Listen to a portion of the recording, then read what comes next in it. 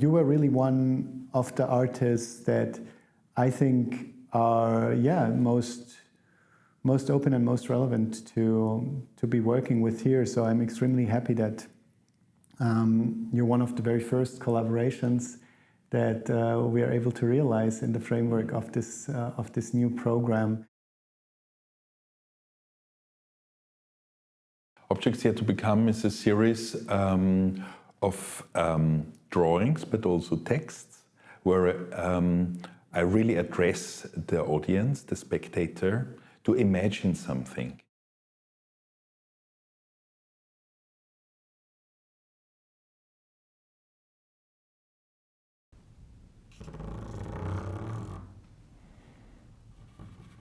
Nikolaus, could you briefly introduce yourself and a little bit about your practice, also in how it relates to research and artistic research? Because I think that's an aspect which really makes it very interesting to me to have you here in the Austrian Institute of Technology and to basically also open up the vision of research that people may initially have. Yeah, it's a pleasure for me as well. My name is Nikolaus Gansterer, and since many years I'm in a field of artistic research very active.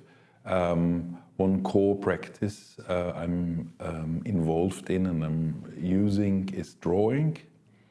Drawing specifically because it links for me the arts and sciences as a way to develop a thought, develop thinking. Drawing also understood as a way of thinking with the hand, imagining things, speculating. Mm-hmm. And what would you consider the most fruitful in your eyes exchange between different fields, maybe around the question of drawing, between more scientific researchers and artistic researchers like yourself? Yeah, for me, drawing mediates between reflection on the one hand, but also invention. Yeah, so it almost can imagine to direct in two sides at the same time. Yeah. And specifically also the diagram for me is interesting because it can be understood as an instrument to structure the world, to help to orientate, if you think of infographics. But at the same time, it can also flip in order to destabilize and find new ways to reorientate. So often we have this very clear idea how the world functions, but it can always flip. Yeah? And there's also kind of an underlying a meaning or a level of meaning. I think this is specifically interesting for the arts, but also in the sciences. That's the moment where you get surprised. That's the moment where research comes in. Yeah, this question of ambiguity, I think, is really interesting because very often being ambiguous, maybe especially in the sciences, is seen as a weakness, right? Clarity is the prime value. One philosopher said, if you can't say it clearly, you haven't quite understood it yourself. And yet, there are times also in scientific research when things are still unclear, when things are open, and the same is true of design processes. And in a way, I always felt that it would be somehow dishonest to then make a clear image and to produce an image that makes it seem like it's clear where actually it's not. And so I think that the language of art, also the visual language of art, really holds great potential also for science, namely to be a way that is adequate to visualize moments of uncertainty, let alone that I've always felt that art was a kind of training ground for something that's considered a core skill in the contemporary world, namely tolerance for ambiguity, right? We all have a cognitive bias called need for closure.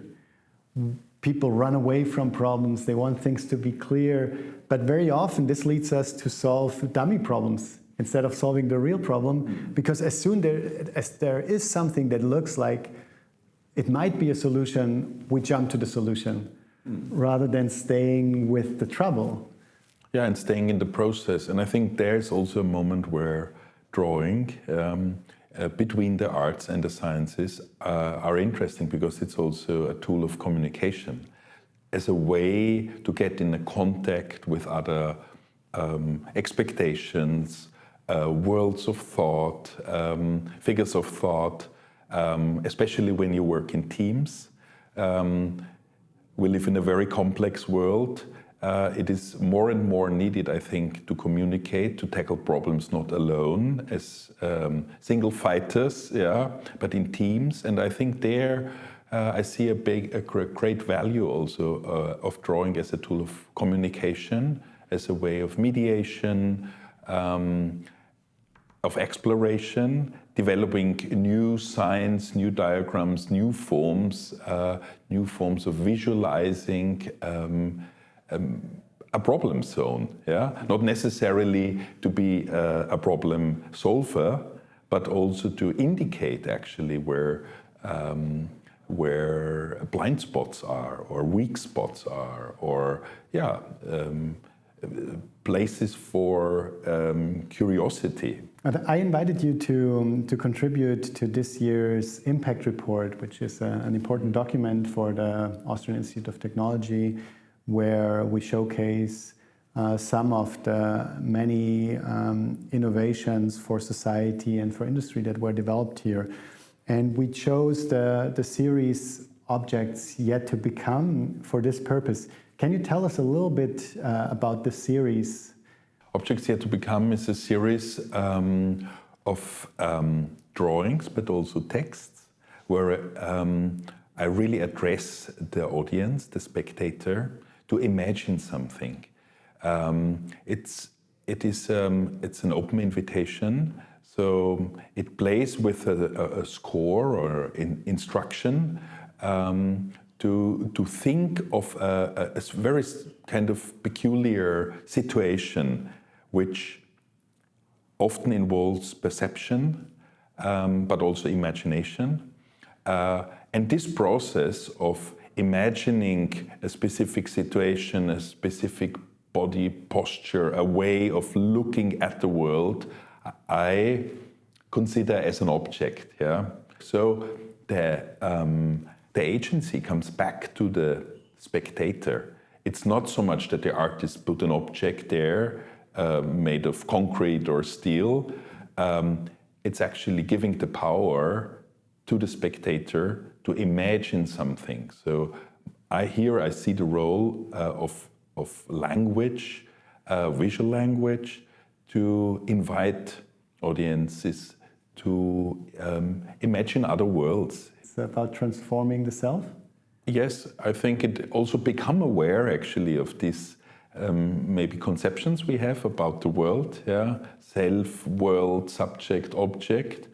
And with the poetic language, I create, as you say, like a micro situation where this thought, this process of thought, so to say, becomes the work of art.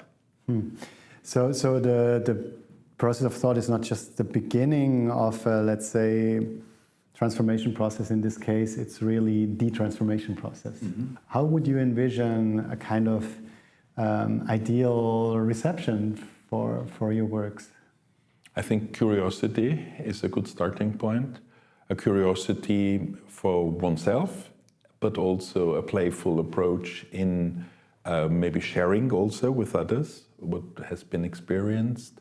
And I think the Impact Report in this sense is a very interesting surrounding environment for me, because in the Austrian Technology Institute, it is so much about imagination also. So it's also a kind of way to offer new ways of thinking, of imagining, perhaps doing a sidestep. They have like paradoxical moment.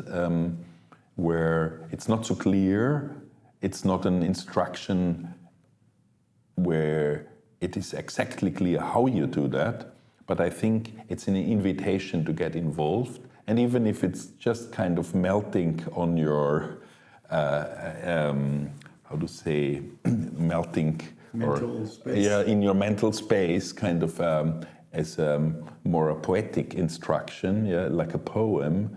I think this involves already imagination and curiosity, brings you back somehow also to your inner space. We're also planning to install some of your works at the AIT. What would you hope that this can bring, or how people also can relate to it? I'm aiming with a lot of my artistic practice to move the focus toward the now, yeah, to the present, what is really needed in the moment now of an encounter, yeah, to go in a state of resonance. And that's something what I wish, yeah, or hope, that some of these elements also resonate here in the AIT. You bring in this very haptic and this very corporeal dimension as well, but overall, there's still a trace for me of a certain scientific way of thinking and drawing. I mean, it can be argued that drawing diagrams is almost like a lingua franca in the sciences, where scientists from all over the world are able to read these drawings and understand and can interpret it. So, like leaving away signification. So suddenly the diagram opened up to be kind of a more poetic agent. Yeah, it was not so clear what the diagram says because I left away the textual part. So suddenly it became poetic machine or apparatus which started to talk in a way almost like a Rorschach test, that from your specific field you are trained in, you start to interpret world. So it became also almost like a mirror. Yeah, whoever looked at it came up with different interpretation and hypotheses, and that was for me very interesting to see also how these different fields of knowledge merge, overlay, different ways of narration started to happen, yeah, telling different stories about the world, yeah, always kind of bringing actually your viewpoint, your standpoint in it. And which also shows that drawing is this tool of thinking. It's not just a communications device. Almost like draw the sense, yeah. It's not only that the sense is there and the drawing is there, it comes kind of, it is enacted together, yeah, it co-emerges, yeah, and it's very situated, yeah. So if 2 or 3 people talk, and while they talk, they draw, they develop a very specific moment and of knowledge making, of sense making, and they give meaning to it. And I think this is especially what I'm interested in, as a way to also show that this is not a definite meaning. Yeah, it is also a meaning in the making.